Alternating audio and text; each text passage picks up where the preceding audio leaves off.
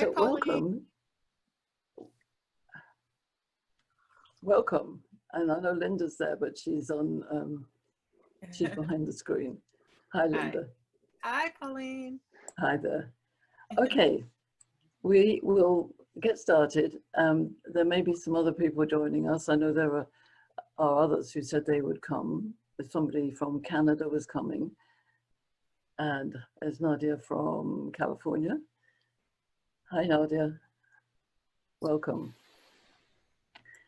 So I'm going to start by sharing a few images, some slides to give us some context for this third meeting of Create Our Future Together. And I'm really delighted to have such a world sample. We've got England, Fanny, we've got Australia with Scott, we've got Texas with Gerard, and we've got Portugal stroke Tuscany with Knut, and we've got India with KB, and Nadia with California. Linda, Tammy, and I are all in Las Vegas. So we are at least covering some parts of the world. So here are my thoughts, and I would love your contribution. What I thought about was how we look to our future, and I want to keep an eye on this idea that we bring our knowledge, our experience, our imagination to this session. So the key for this session, which is under the Magical Conversation guidelines or rules, is that there's no judgment, no anger, and no coercion. But there is a lot of enthusiasm and passion and ideas. And I thought about looking at, in the world today, which is maybe full of obstacles to many people, what are the opportunities? So is there a direct correlation between an obstacle and turning it into an opportunity? Or do we just find opportunities because we're wise-minded, we're conscious, and we are looking to explore life? Now we know roughly there are 15% of the world who are very enthusiastic, and maybe 85% who are disengaged from our current world situation. So if we look at what might be happening, one of my first challenges is to really help everybody of those 85% to understand that they need to value differences. Now, I'm assured that all of you here on the call already value difference, but see it as a creative opportunity for a new perspective on life. As you all know, my work is so much about how do people get into that circle of conversation? How do they look at things that are actually really quite dire, maybe at the moment? I know I had a message from Fanny this morning that the UK has announced it's in recession, a major obstacle. We have COVID still spiking in the world, major obstacle. What are the opportunities? So again, reminding ourselves that we actually are born with our gifts. So our natural gift is born within us. And if we unlock that precious essence, we can change our life. So I know that we are all very conscious, that's why we're here. And really it's about how do we spread this in all of our daily activities, everything that we do, to maximize that, either at a practical in-touch level or at a consciousness level.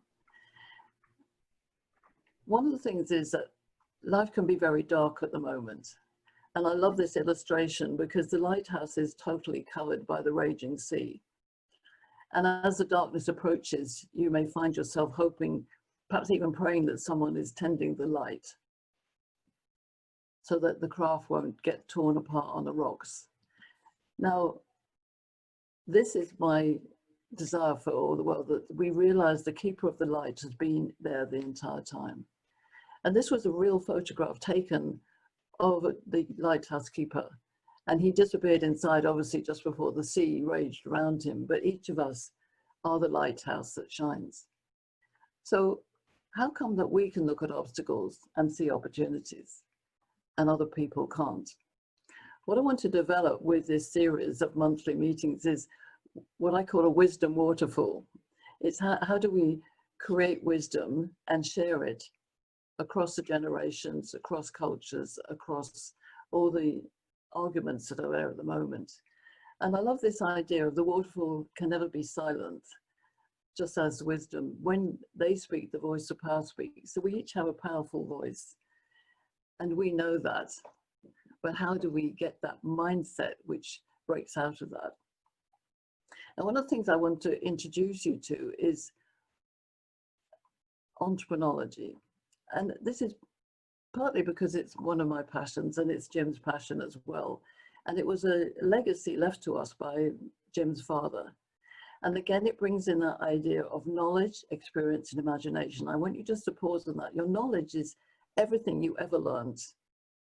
Your experience is how you dealt with that, from school days to teenage years to your first career, through maybe breakups and whatever's happened in your life. Your experience counts, but your imagination is free, and everything is in your imagination. And this was something that was developed by Jim's father to become a university. And I'm not using this as a selling point for that. I wanted to introduce you and ask you to do a little task with me as we go forward. These are the principles within this study. And as you see, simplicity, common sense, observation, creativity, imagination, perspective, risk, perspective. Oh, sorry, there's two perspectives there. That should be perseverance, innovation, motivation, independence. So I want you to think about which one of those strikes you as the most important to you. So one of those perspectives is perseverance, and I think I will pick that, as I'm going to persevere through the obstacles that are hitting me today. Think about which of those words draws your attention. Which of those words is something that you use to overcome obstacles? Yes, will you do that for me?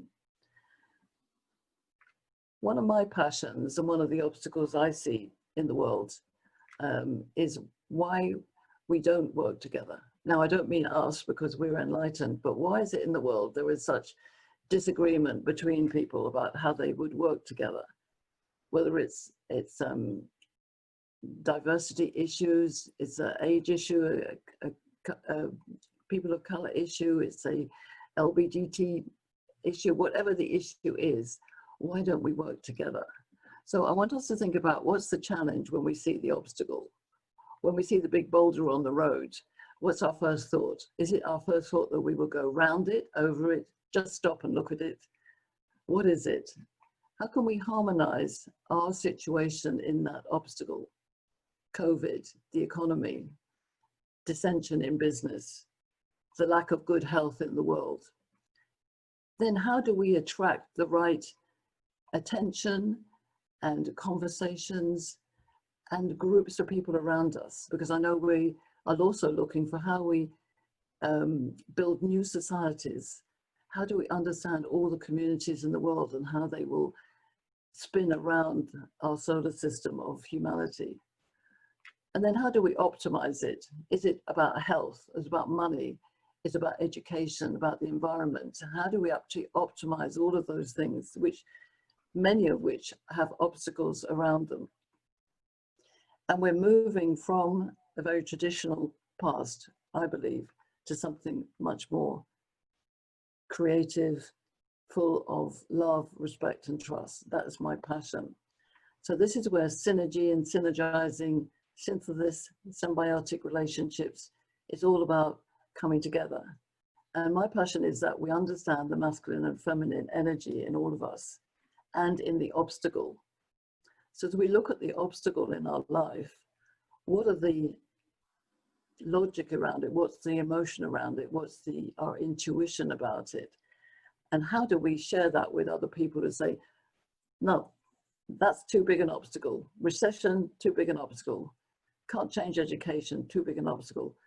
You know, all the people are out there saying, can't change, can't change. So I want to explode all that and really see what kind of stories we can share around obstacles. Hi, and we've got more people here. How wonderful. There's Jim. Hi, Jim. Kate has come in from Malaysia, very brave. She's now on 11:15. And Mohammed is in here from Canada. Can you hear us, Mohammed? Hopefully. I can certainly hear you and I can see you. Good morning. Okay, okay, good morning. So we have again stretched our world stretch. We've got everywhere from Canada to Texas to Las Vegas to California to Australia to England to Portugal stroke Tuscany to Manila. I think that's pretty good, don't you? So I hope those slides were giving a little bit of context to what an obstacle might be. I believe that everything is about changing that obstacle into an opportunity. So I want to hear your thoughts on what word you picked out of the principles and what is your take on in our existence today and how we might change it. And I just wanted to ask Jim, because Jim's father was the initiator of the idea of entrepreneurology. And something that we were talking about this morning, Jim, about opportunity seekers. Would you just share that, what your father said about what an entrepreneur is? Who are you talking to? Jim? You talking to me? Yes, I'm talking to you. Because your screen froze up, so Oh, I okay. missed a chunk. What did my father, what did he say about an entrepreneur? An opportunity. Well, opportunity. He said the difficult part about taking advantage or working with an opportunity is being able to recognize it. And he said within the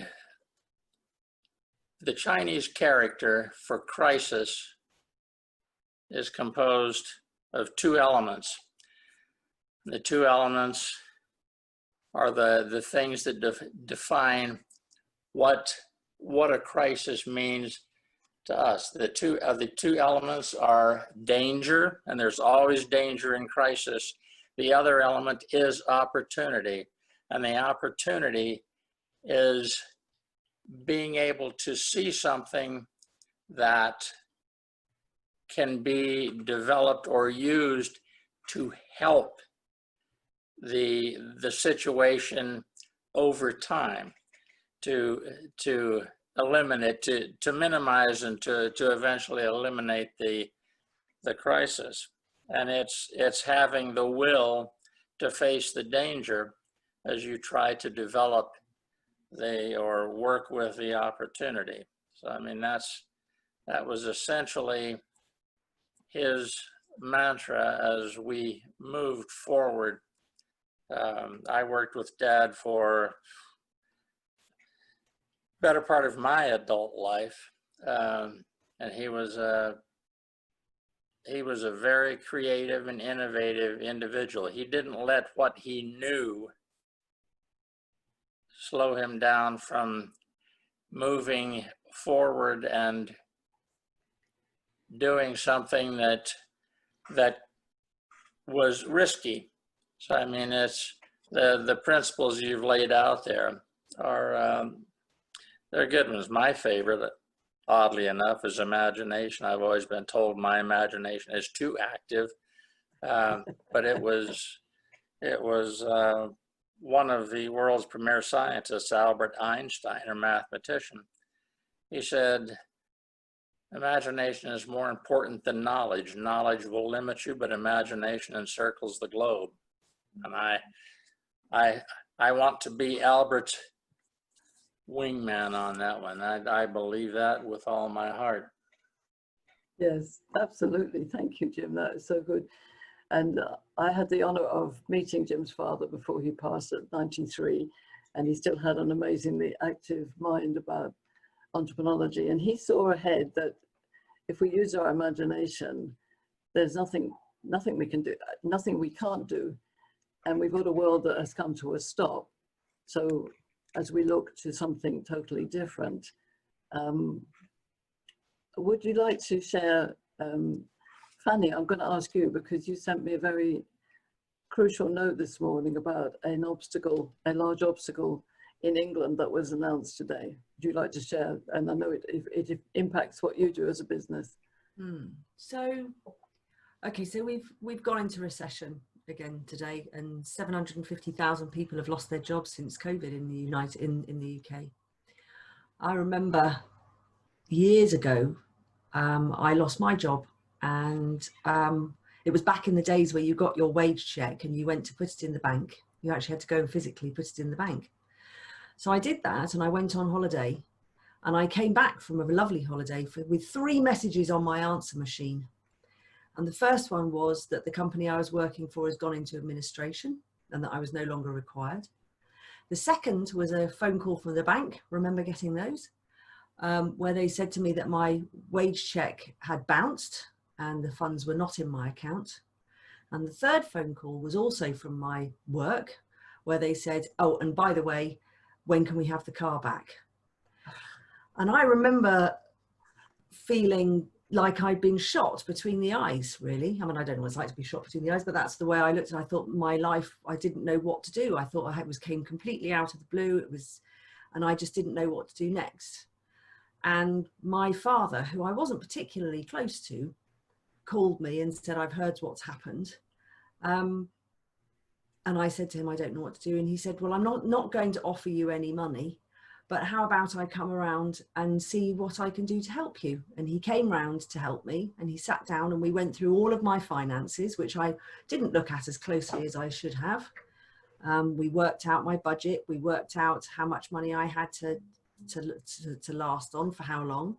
But we also talked about whether I wanted to go back and do the same thing. How much money did I need to earn going forward?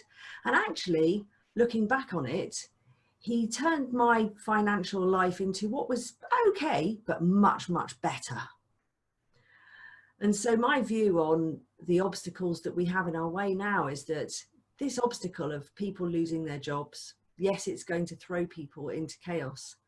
But when it comes to money and you have something either like you receive a lot of money or you lose a lot of money, it tends to magnify who we already are with money. It doesn't necessarily change you, but it tends to magnify what you already have. So as a money coach, for me, I'm thinking that there's a big opportunity there to actually support people, catch people who may feel that they're falling and help them to get a really, really steady foot on the bottom, second, third, whichever rung of the ladder that they're on, so that when we come out of this, which we will, they will be so much more strong, much stronger than they are now. And hopefully the debt ratio that we pay, I mean, at the moment we're paying £139 million per day in credit card and personal loan interest in the UK. That's not mortgages, that's just personal loan interest. You know, that's about £50 billion a year. And just to put that into perspective, that's not much less than half the budget for the NHS. And this is the money that's being diverted out of the economy and into the financial institutions. You know, people facing debt, having to sit there with rotten jobs, trying to get money out of people, which is money that's just been invented anyway. So I'm seeing this as an obstacle for us all to take a bite of the reality sandwich that money is something that we have to carry with us all our lives. And it's time now to get closer to it. Thank you. Absolutely. And thank you also, as you started putting your words into the chat box, and I see that Fanny's, yours was motivation, and Kate is perseverance. And Kate, you're up later tonight, so let's ask you what your view is on obstacles into opportunities. What's a major obstacle that you are taking into an opportunity? Hi, how's everyone doing? Okay, so it's like 11:30 at night here, so my brain's a little slow. Please excuse me. But I chose perseverance just because So my day job is I'm a holistic wellness teacher. I teach yoga, I teach through movement, but we talk about diet and we talk about what's going on with our brains and what's going on with everyone's work. And while everyone is sort of shifting their work to Zoom, from little things of everyone getting migraines, eye aches, just bad nutrition, not being able to move as much, yet the perseverance of you will find ways to keep moving. You will find ways to, you know, fix your schedule, to take care of whichever family member needs help or your clients that need help. And so you just one foot in front of the other. Pauline and I have been working together, and the last couple of weeks, it's been challenging just to get us together, but you don't drop the ball. You just keep going.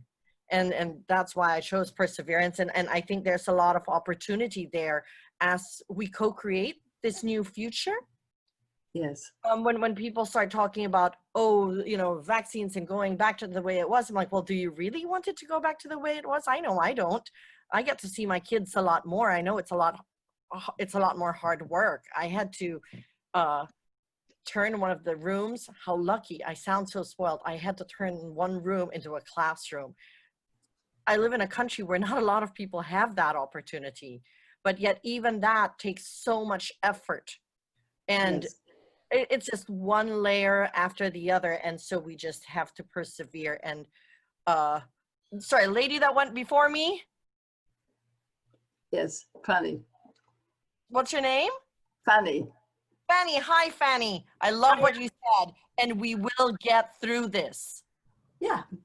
Yes, will. and thank you. And I think, I mean, time zones can be an obstacle, but it could also be an advantage.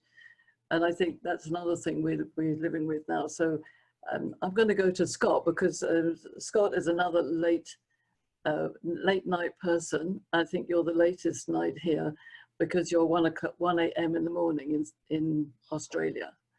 So Scott, Yeah, thank you. Hi, Scott.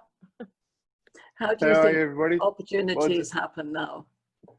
Look, I'm in Melbourne. We're in our second lockdown, and we started off in a stage 3 lockdown, and 2 weeks into that, we've gone into a stage 4 lockdown. So it's pretty much martial law after 8 p.m. It's not a pleasant place. Suicide's going through the roof. I myself have chosen not to work since February, since it all started, due to the fact that I've chosen to be a father. So that's put financial constraints on us as a family. I'm spending a lot more time on Zooms and having conversations in a place that I think is one of the most amazing opportunities I've ever had. And I think it comes down to perspective. You know, like at the moment, I speak in a lot of different opportunities, and that's one thing for me. I don't have problems. I have opportunities, and it's an opportunity to grow. Every single time I get an opportunity, I grow from them. You know, and at the moment, I'm currently looking at there's a position that's become available, which I'll take on, and there's no CEO, there's no directors. I'm actually the custodian of values and culture. Hey, that's the CEO is actually the custodian of the heart of the business, because we need to see things differently. And so it's all in the perspective. If you don't, I think the single biggest problem within the world at the moment is ownership. You know, like everything's about got to own. When if we share it and we take that joint effort to make something truly beautiful, that's where the essence of true life and love is. Because then we all are part of something, not directing down on people. So yes. yeah, so I could talk for ages on this, because it's something for me that's been throughout my entire life. I've had obstacle after obstacle after obstacle. So yeah. Thank you. And one of the things that again I learned from Jim and Ontology is that entrepreneurs are opportunity seekers, not problem solvers. So opportunity seekers, not problem solvers. And I think that's what you're saying. And I love the idea of having these different roles in business, that we're not let's say, called all the traditional names that would have been there before. So again, if you want Could to... I just throw something on Jim? Because so I learned something I listened to Jim then was really profound. Just because you know something doesn't mean that opportunity isn't in front of you. Oh, yes. Because I think that's something for me that most people don't grasp. Just because you know something doesn't mean you can't learn more about it. So I thank you for that, Jim. Back to me. Yeah. Well, I tell you a story. When I don't know when it happened for you, but I remember most of my young adult life thinking, oh, I don't know something, I don't know something. How you know? And then I realized I don't need to know everything. And once you remove that obstacle of realizing you don't need to know everything, and that then there is a learning point, as you say, Scott, that makes all the difference. And I think That's funny because I'm a high school dropout. I was on the streets at 14. I've had no formal education, and I started learning at the age of 36. What an opportunity that is. Old dog, new tricks. That's fantastic. I was going to say as well, if anybody wants to put their details in the chat line so that everybody knows who's here, please do that as you want. So let's whiz up to Canada. Mohammed, are you with us? You're hearing? Mohammed? I'm hearing you. I just had to take myself off mute. That's okay. So tell us your great thoughts. to be here with everybody. So when I looked at the list, you really made it difficult to choose which one we would, most resonate with us. And the reason I picked motivation, I'm a spiritual person, and I believe that whatever higher force we believe in, that higher force does not change our lot until we decide to change it for ourselves. So change cannot happen unless we have the motivation to make it happen. And whether we're taking being motivated to look at new perspectives, or to embrace new opportunities, or to rise over any obstacle, that motivation has to be there. And I look at it also within my family, or within my group of people that I work with, and people that I've trained and so forth. If they don't want to bring on that change, nothing's going to happen. And so, you could be talking to people who are going through a mental depression, or they could be having issues with work. They could be having issues with their family members, right? If they are not willing to embrace that they can do something differently, the conversation ends.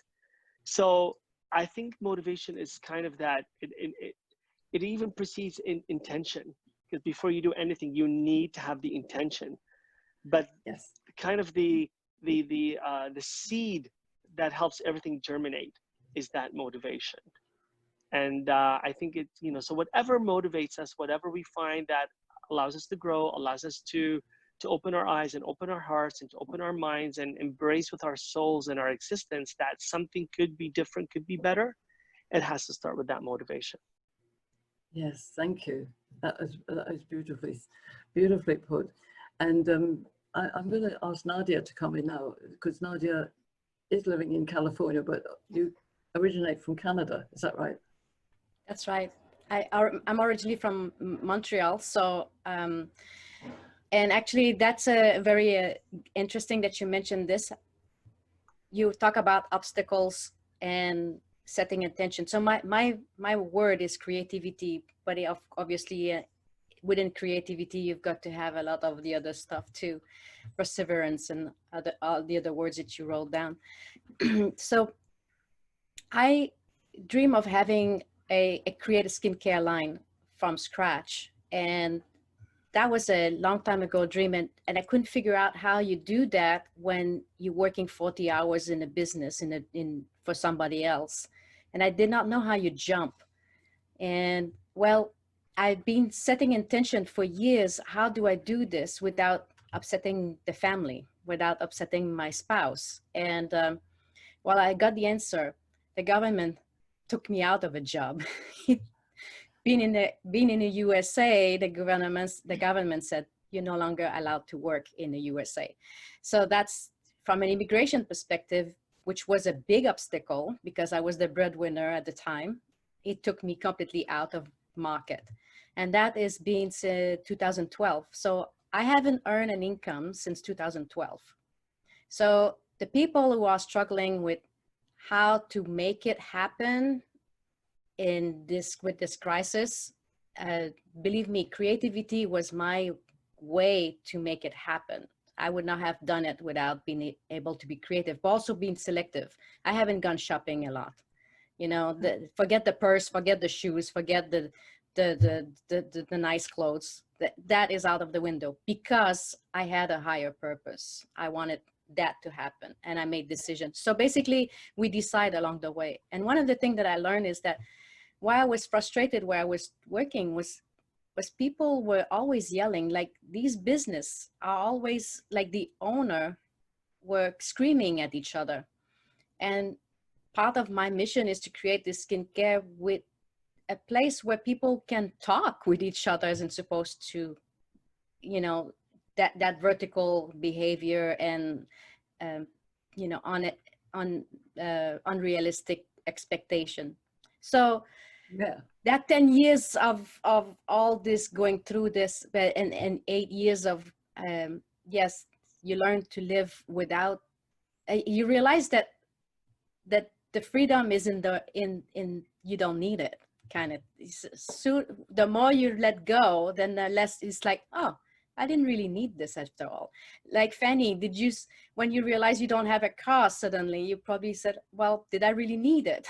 You know? Yes. Yeah, you're right. So, but it's the attachment that is a problem. The attachment gets us angry, frustrated. But once we let go, everything happens. I love that. So there's something around detaching from, especially from the past. I think that's a lot of what we all feel. And Gerard and I, we've only met once, but Gerard, tell us why you came here and why did you choose your word? What did you choose? Did you write it down? You have to unmute. Gerard? I would say my word is intuitive. Okay, good.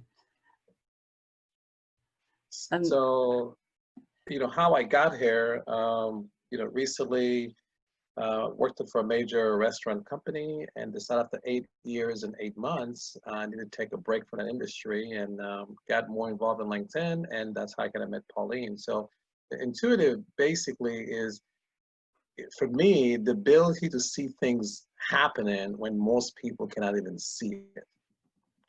So, you know, over the years, somehow, I don't know how I gained that skill.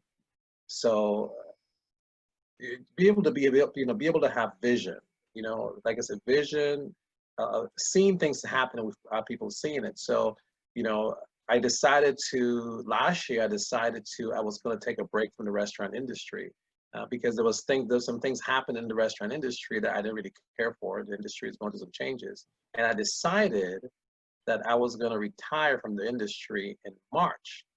So I gave my notice March 1st. And if you're, you know, of course, we all know about COVID-19. 2 weeks later, COVID-19 ravaged the restaurant industry. And so, you know, I was able to, you know, pivot, and I own a consulting company years ago. So I've been working from home since March. So, and again, is to be able to have vision, be intuitive, and you know, when there's obstacle lies opportunity. And so, you know, I was about to transition to a you know, corporate position, heading up employee benefit company here in Houston. That go out to one of the main things they do is go out to companies and offer benefits that have to do presentation. But guess what? Now you can't do presentation anymore, right? So so what do I do? So again, just having vision and making plans beforehand, I was able to connect with another company, and now I just recently acquired a position, director of business development of this company that has a product now that's an intangible product. So I can actually work from home. So, you know, in a crisis where there's obstacle, what I found, you have to keep going. You know, I could have said, okay, well, I guess this one's not going to work. I'm going to wait till COVID-19 is over and see where I go. No, I think what I find, you have to make opportunity for yourself. So I love that. Take opportunity. And also there's a lovely theme here about pivoting and making the best of what we're about. So I'm going to ask Tammy, what is your view on obstacles and opportunities? Well, like Jim, it's imagination. Ever since I was a child, when you're a child, you feel like you're stuck. You know, you have to follow the rules. You have to do what your parents say. You can't go here. You can't go there. And my imagination and the stories would take me away, and not run away, but imagine something better. And whether it was through my writing or just my imagination, whenever I felt stuck, whenever I was where I didn't want to be, I would run away in my imagination, not from responsibility or dealing with it, but what did I want to create? When I didn't feel I had the power to create it, I would imagine what it would be, and then it would come to me. And whether that would be the people, the resources, the knowledge, however it would come to me. And then you start building it. So imagination and creativity and I mean, it's all tied together. The intuition, if it doesn't feel right, don't go down that road. You know, and it's hard to, from a young age, to learn to trust yourself when, you know, people don't necessarily believe you, or they're supposed to be the ones who know better. Well, you know what? You know best what's right for you. Trust that. So it is imagination, because that's where the creative comes. You imagine what isn't yet. Yes. And that's the opportunity we have now. We've faced pandemics, we've faced recessions, but we've never faced something at this level that affects everything. Everything, all areas of society, in every single country in the world. This is global. So there is no precedence. There's no instruction manual, but you know what? Life doesn't have an instruction manual. That's very true. That's very true. I think that's certainly true of becoming a parent. There's no instruction manual. Thank you, Tammy. There's some lovely words in there, and Tammy is a great story creator, teller, writer, and I love that. So I'm going to ask Knut, sitting in Portugal / Tuscany, tell us your view on this future that's coming. I chose imagination.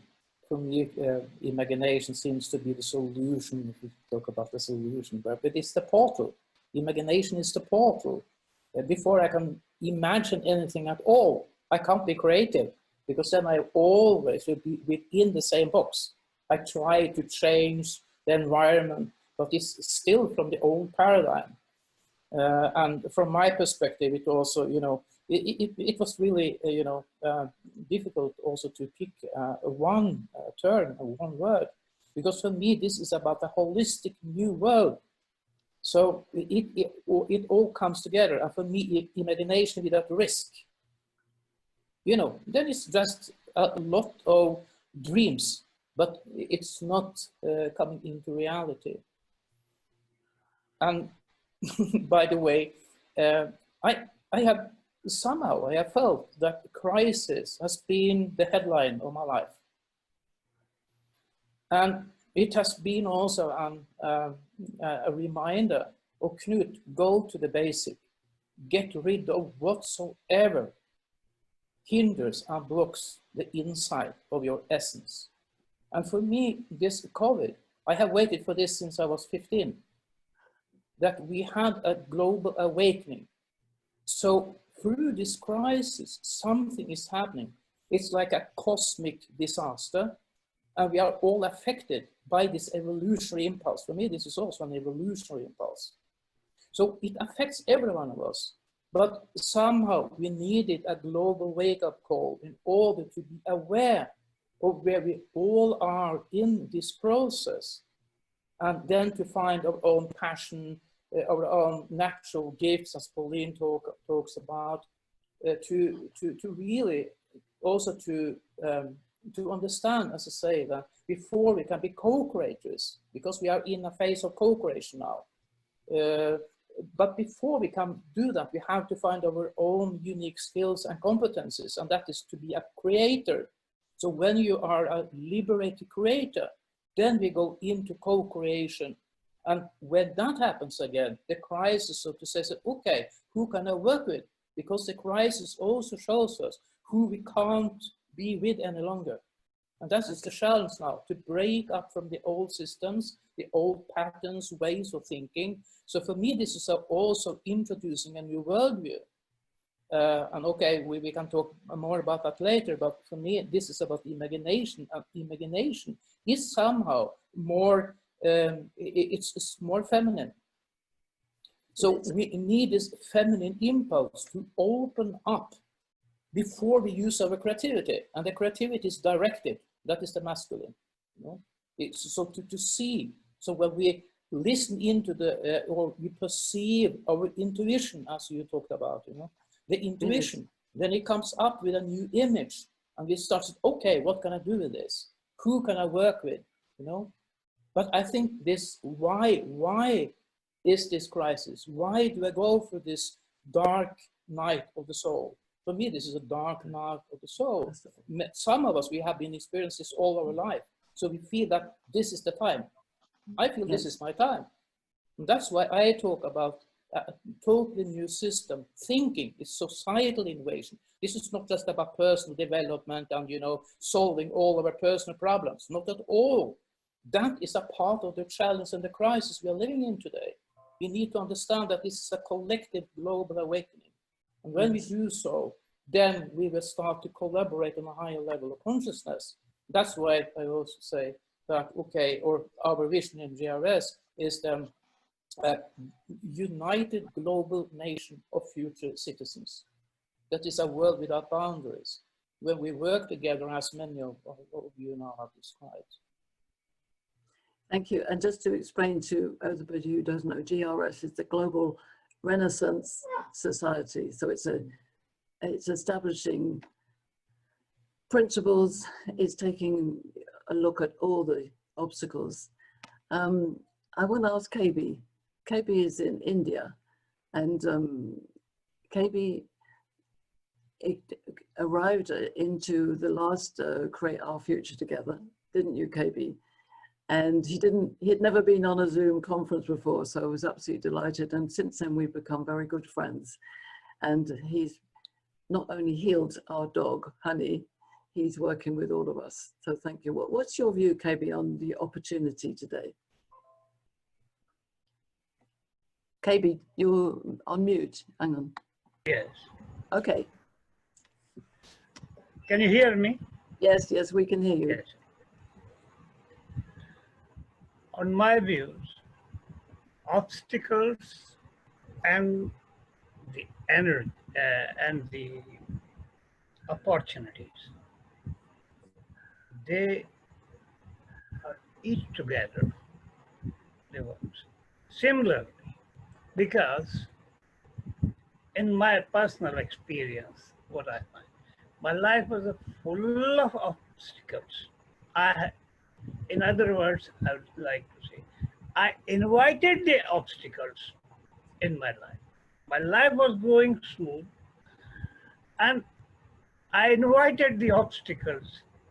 After passing my education, and my father said, do business. I said, nothing doing. It's everybody is doing. And no specialty in myself and others. No, I will not do. Then I went to the forest, Himachal, to find my guru. I was deeply involved in spirituality. So I got it. That was my first opportunity for that. Yes. Yes. And recently, after telling about when I met here to you first time, so I was not thinking about all those things. I asked you for the clients, And you told, we are not here to introduce the clients. Nothing doing. I said, okay. It doesn't happen. Again, this obstacle is by knowingly I have took that put or invited. Otherwise, my life was going smoothly. I have seen your ad, and I clicked there, and Yes. invited there, and came here. So at that time, when I was sitting here, I was thinking, why I invited this? Why I have done this? No, they are such and such. And after that, you did honeybee. That's my dog. That's Yeah. our dog. So it had happened, you know. Yes. How and when the opportunity comes, don't know. I think that's one of the things. It's about when we see an opportunity, it may not look like an opportunity, but if you look into your principle that you've chosen and the few that you choose, you trust. Yes. And in fact, if you stay in your head too much, it doesn't work. You have to stay in Exactly. your heart and your intuition. Yeah, yeah, And sometimes you don't know why it is you're doing something. yeah. But then, and KB was introduced to Knut, and then we're discussing how to expand that, and he's working with Jim and with all of us. So we're all more conscious of what's going around. So let me just ask Linda if she's there, if she wants to make a comment, because you haven't said anything, Linda. Are you with us there? Yeah, I'm here. Hold on one second. Hi. Hi there. So, hi. So it's funny. I'm a designer, and I've invented these lamps that have been an epic quest. And you know, COVID happened, and I reconnected with a group of designers in New York, and I've been working on a show house, basically virtual show house, which has been a great opportunity. But it's got some heavy deadlines, and so I've just been, you know, focused. But I decided to focus on the narrative is basically on, am I good enough?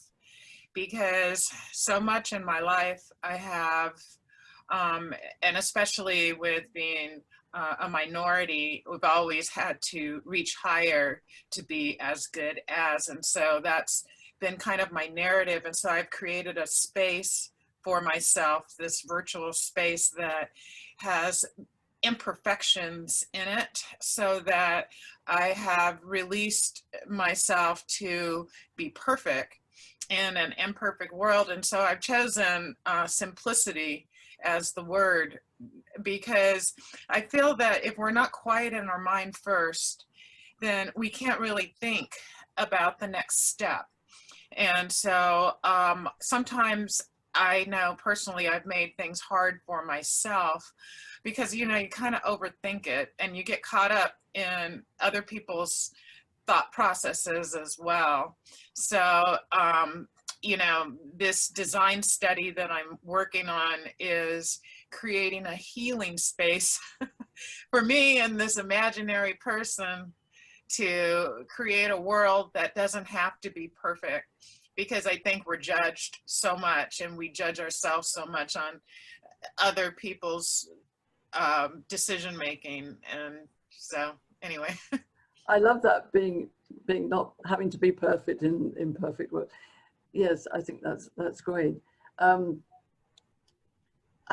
love simplicity as well, and we were working in Malaysia, Jim and myself, and we actually turned one of the entrepreneur women. She got turned around by the word simplicity, because she was having a deal of problems with some business colleagues, and Jim just said to her about, you need to use simplicity, and we didn't know at the time, but it changed her whole life.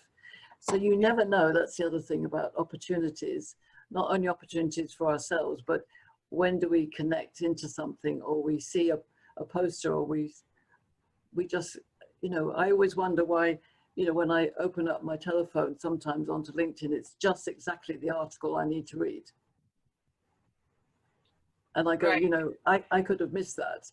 And when we're quiet, yeah, when we're quiet, these opportunities come to us, because sometimes we could be thinking about something else and then there's something that comes in front of you and you don't recognize it. Absolutely. Yeah. I'm just going to ask Mohammed if you would come back on screen, because I want to take a photograph of the screen. Are you there, Mohammed? Yeah, there he is. Because I don't know how to, just smile at the camera, all of you.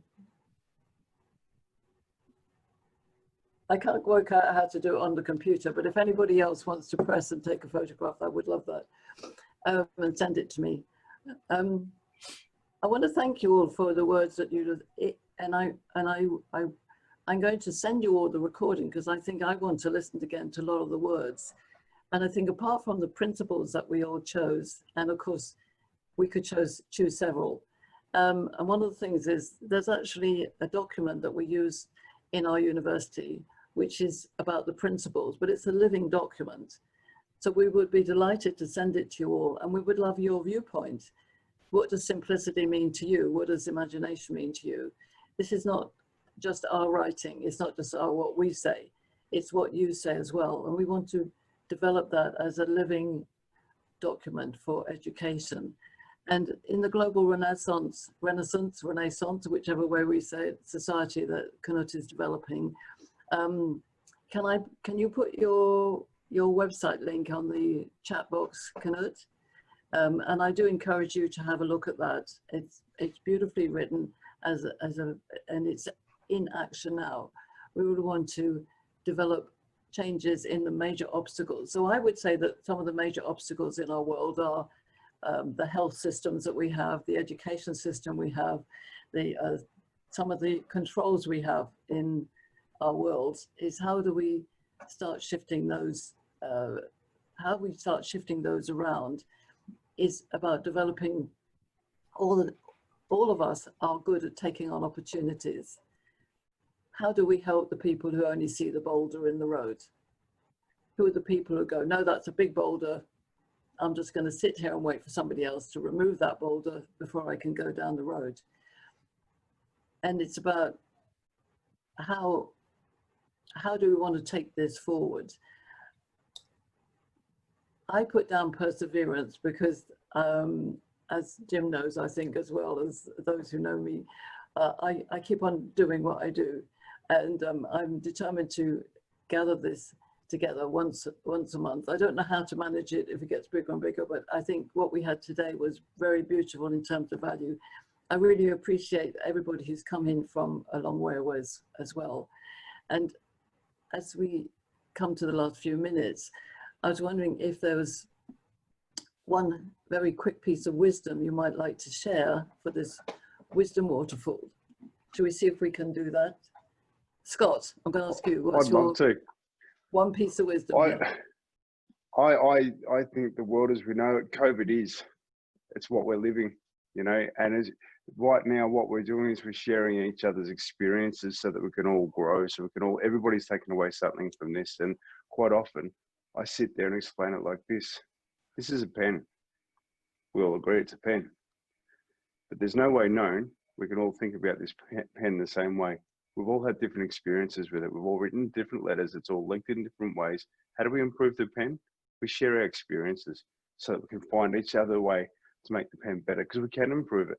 As Jim said, you know, just because we know that's a pen doesn't mean there's more opportunity for it. So that's my little bit. And yeah, thank you. I think the world in which we're creating right now is absolutely fantastic. And I don't think there's ever been a better opportunity to have more connection, because right now we're just sat in a Zoom meeting and we've heard each other. We didn't listen, we heard. Every one of us is taking away some gold. So yeah, thank you. Absolutely. So other bits of wisdom, who's in there? Come on. Gerard, one bit of wisdom. I would say in this time of COVID-19, I think just by listening to everyone in the Zoom, I think we got it. but there's a lot of people who's really struggling mentally today about everything that's going on. So find someone to try to inspire and let them know the sky's not falling. So that would be my kind of wisdom to everybody is a lot of people are hurting out there. There's a lot of things going on. So just find somebody that you can maybe share with them and maybe you can uplift them and let them know that everything is going to be okay. Absolutely. Kate, I can hear you, I can hear you nodding. You know, so I want to go back to the words that you gave us, and I love what everyone said. But as I was listening to everyone, all I could think of was, but maybe the imagination already happened before COVID. Maybe COVID is part of the imagination. It's already the opportunity and we're in it. And for those of us who get it, we're living it. And thus I chose perseverance because we're not just in the beginning, we're right in it. You know, and all these wonderful words that it's all just part of the journey. And anyone who is having to stop, and I've seen it in my family and my eldest child and my husband, where the second this sort of blew up and they all sort of froze, and I'm going, right, let's get a move on, you know? And so those of us who get it, just as you said, Jared, just help everyone along. And I think everyone in this group, what a lovely group. It's so nice to meet all of you. It's so lovely to be with you. Thank you, Pauline, for hosting. Yeah. Okay, a quick word then. Mohammed, what's your word? Just turn knowledge into action. Knowledge, if it's not shared to make a difference, it's nothing. Thank you. Fanny? Heard a lot about stories today, and we're all in a story because life is a story. COVID is corona. Corona is a crown. At the moment we see it as something, but are we going to cherish it? And then what Tammy said, you know, stories are, if we're turning on the news and reading the newspapers, those aren't the stories that we want to read. We want to read, we want to think about what our stories are. And if we feel unsure within ourselves, that's okay, because we've already taken a few steps further forward than so many other people. So it's just about looking at your stories. And if you are listening to an old story that's not helping you, rewrite the story going forward. Thanks for saying that, Tammy. Rewrite the story. Tammy, what's your wisdom then? One or two words then. Oh my gosh. Well, stories. The most important story is the one you believe. But going off of, I believe it was Muhammad who said, reach out and help someone. Everyone has a story someone in the world needs to hear for inspiration or to know they're not alone. So yeah. Nadia. Okay, Nadia, piece of wisdom, quick one. I'm just going to be straight to who I am, and it all boils down to love.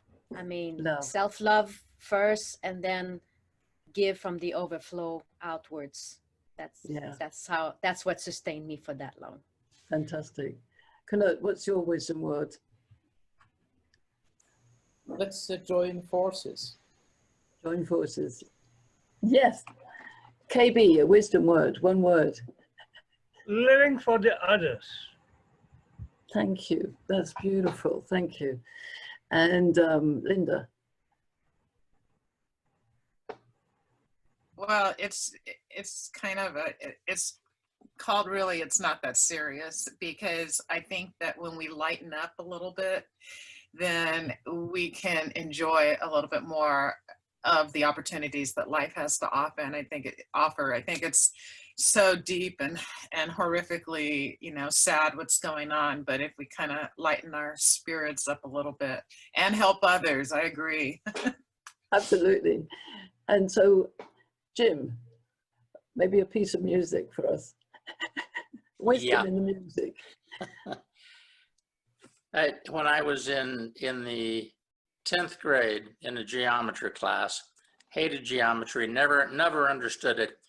But the teacher, Evelyn B. Shane, it's amazing the things you remember.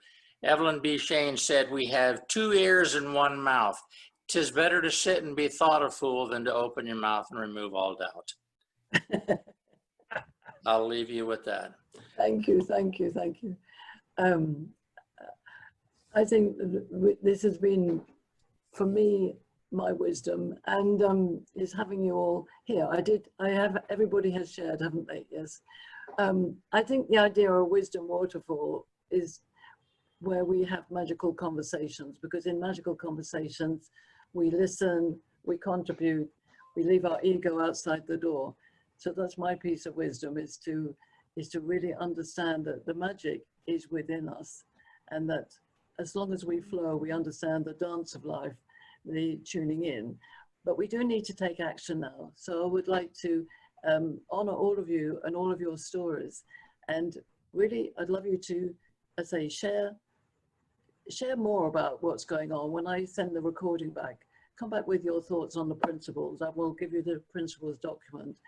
And also, if you have any ideas for how you see a global Renaissance society coming together in practical terms, then please let us know.